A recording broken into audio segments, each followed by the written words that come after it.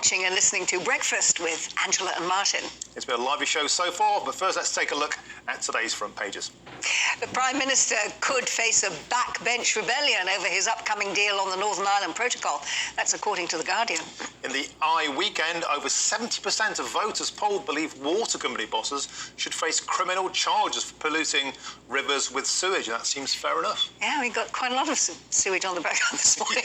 The Express says arrogant BBC under fire after the Director General said how amazing it was that people were happy to find £159 to pay the licence fee amid the cost of living squeeze. What planet's he on? The FT weekend says European gas prices have hit an 18-month low as traders report growing confidence that countries will avoid shortages this winter and next. And Princess Diana's former butler wants to share her secrets with her sons before he dies from cancer. Time to go through the papers now. Joining us this morning is radio host and broadcaster, as we say, the legendary Pete Price, and the writer and columnist, Emma Wolfe. Good morning to you both. Thanks for joining us. OK, Emma, we're going to start with you and that front page of The Guardian. Yeah, so this is Rishi Sunak's attempt to break this years-long, feels like decades, years-long post-Brexit deadlock, and is facing not only sort of mixed reactions from the DUP over in Belfast. He's on this crazy 5-day shuttle diplomacy, desperate diplomacy mission around Belfast and now to Munich this weekend, but also a significant opposition from his own Tory MPs. Lots of Tory sceptics, Eurosceptics, Brexiteers, and the ERG as well. Mm. So obviously their big thing at the moment is the role of the ECJ, but they have other concerns. They're very concerned that Sunak's making too many concessions to the EU, and that this simply doesn't feel. One ERG, the deputy chairman David Jones said we've had no dialogue at all. He said it's a political court, the ECJ. It will start to unravel Brexit. So there's a real sense of unhappiness in Westminster about this deal. I think Rishi Sunak is hoping, Downing Street are hoping, to come back with something by Monday, make a big announcement on Monday and try and maybe force a vote on Tuesday. Yeah, See how it goes. Very mixed messages there, Martin. Yeah, it is. I'd be amazed if the DUP were satiated by this, but I fear, and maybe I could bring you in here, Pete. Well, no, can I just say on this subject, by the way, it's lovely to be back, and it's been a while, and Stephen and Anne, you've changed so much. Yes, we have. Yes, we've aged. No, what I was going to say was, you know, Joe Public, I'm Joe Public, we don't understand what's going on. Yeah. It's very complex. It really is very complex. And that's why there hasn't been a breakthrough. I think Northern Ireland Protocol is... Weirdly, it's one of these issues that a lot of politicians in Westminster don't get. They just don't get. I can vouch for that. Yeah. It's a complicated thing, Northern Irish politics. The system, the executive out there. Yeah. It's something that people haven't dared to grasp. Brussels feel quite positive about this. They feel that in the first leader in 9 years that is making progress, they're quite pleased with. Yeah. But don't you think it alienates a lot of people away from politics? I would say that the viewers in Northern Ireland. Oh yeah, with a great respect. Really important. Of course. They've gone without government for over a year, and they just need a solution. Yeah. And it's affecting businesses and trade significantly. Yes. Exactly. Yeah. I mean, I just think that the architect of the downfall of Brexit, well, we haven't Brexited, in my opinion. Boris Johnson caused all this trouble. Where the hell is Boris? And I do feel, you said this yesterday, you feel for Rishi, because he's the guy that's trying to clean up the mess. Picking up the pieces. Yeah. And we're living in a world now where they want decisions straight away and results straight away, otherwise you're sacked. Yeah. That's the world we're living in now, which is horrendous. OK, so let's move on. But before we move on to your first chosen story, Peter, could I ask you about the refugee hotel process? Because I know that you have your finger absolutely on the pulse of what's happening on Merseyside. For many, many years, you take calls from people out there, ordinary working class people. The scenes in Knowsley where a van was set fire to, but before that, it's come out now.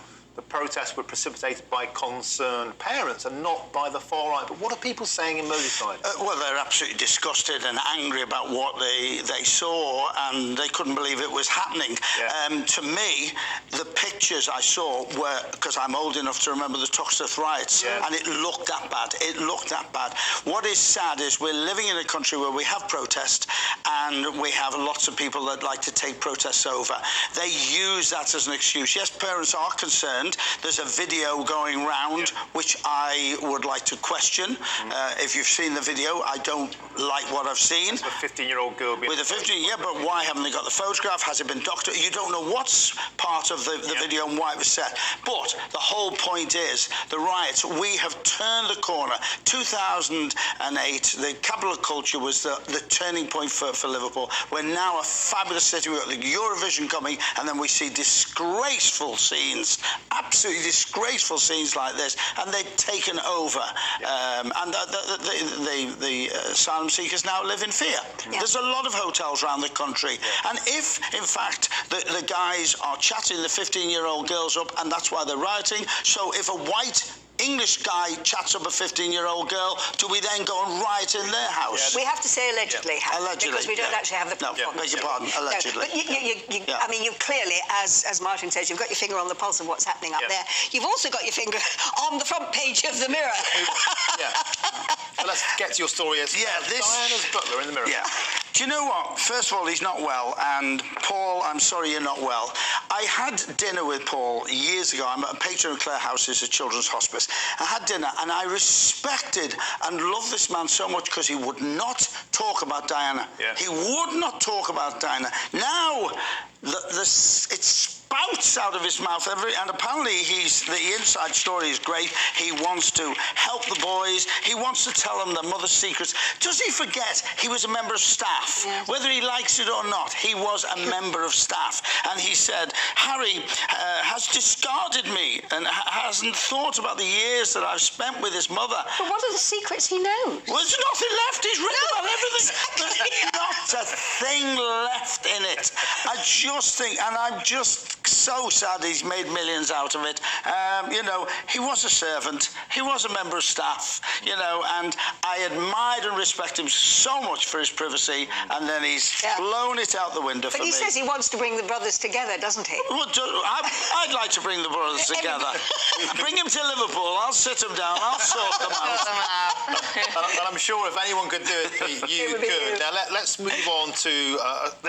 it's one of those, the world's gone mad. Yes, it is. Pages. Well, it is the world's gone mad. I've been spitting blood about this all night. Oh, Daily Mail. So, tell us about the story. Apparently, Steve Barclay, the Health Secretary, is as angry as I am. Apparently, the NHS has produced a 16-page guideline document telling NHS staff not to assume the gender identity of any patient, even if they know this patient for years and years and years. Don't address them as Mr. or Mrs. Don't call them he or she until you've checked their current gender identity with them. Even if you see them regularly, check whether they may have changed. What pronoun would they like? This is like Sam. What pronoun would they like? Have a word with Sam Smith. Well, exactly. Have a word with Sam Well, Smith. no, can I just say, I really do believe that we should treat every individual with respect, with sensitivity. If people are transitioning, if they are, I don't know, they do turn up as a woman and they were a man at your last appointment, of course, every NHS staff, every individual, we should treat others with respect and with dignity.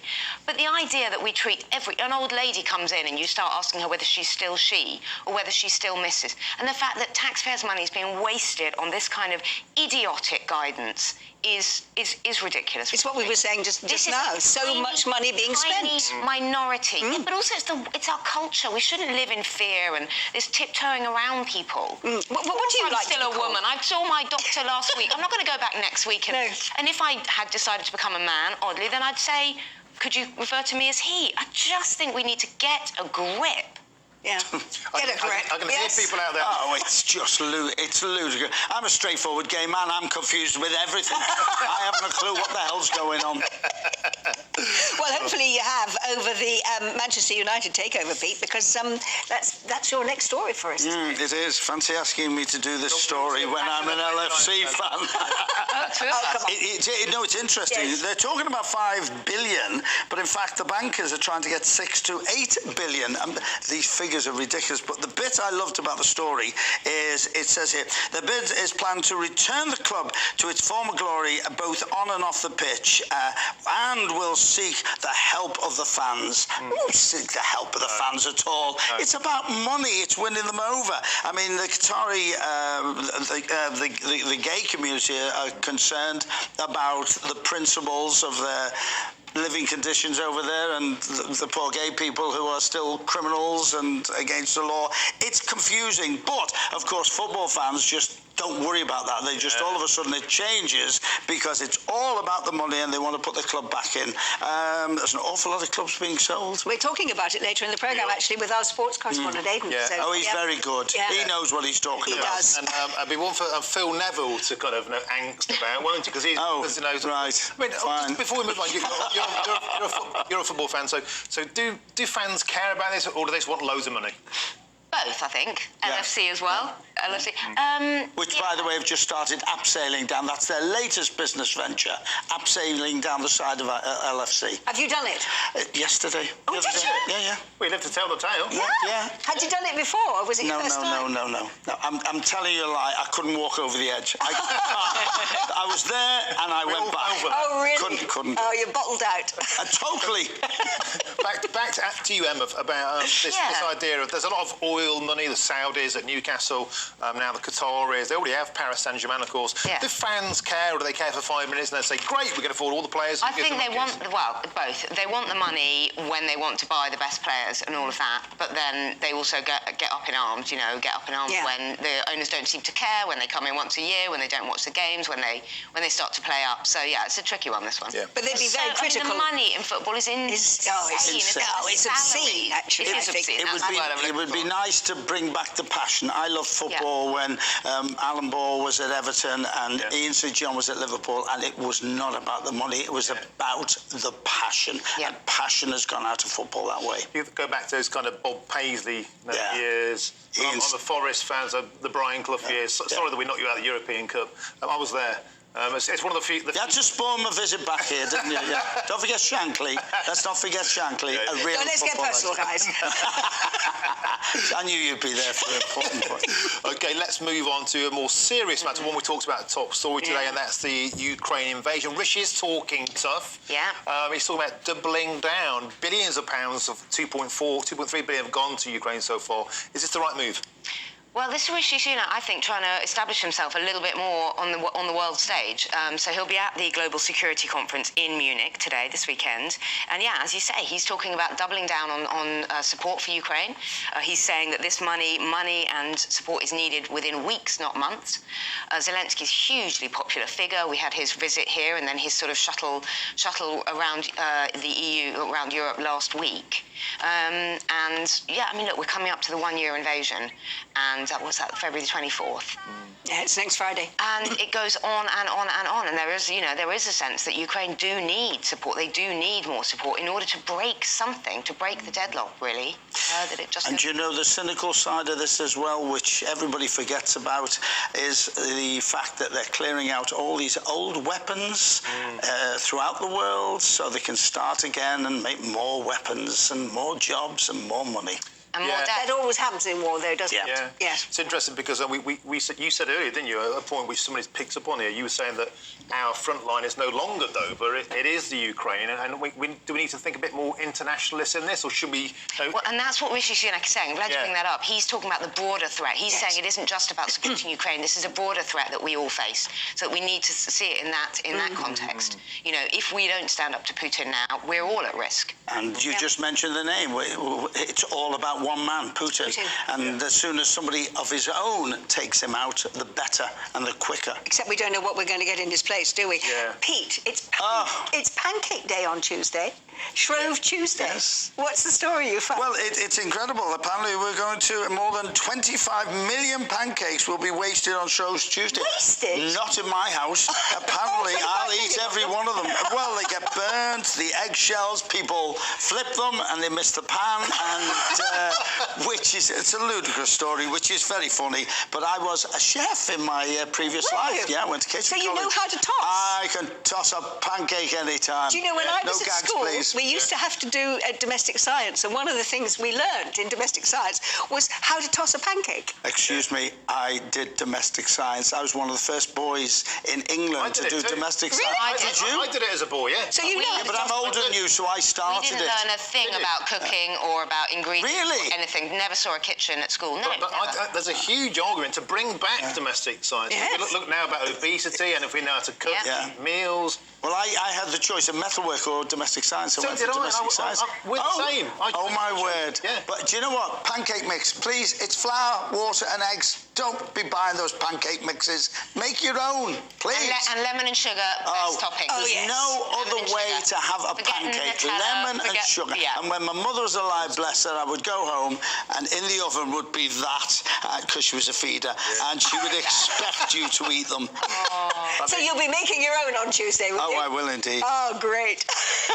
Well, I do think, we started with sewage, we finished with pancakes. I think that's a more savoury way to end this section. I don't know about you, but Absolutely salivating. Which you mentioned the lemons and the sugar. So good. Got the taste buds going already. Guys, thank you very much. And we get you throughout the programme, so lots more stories to come from both of you. Pete Price, Emma Wolf, thank you very much. A great start to the section there. Cheers. Thank you.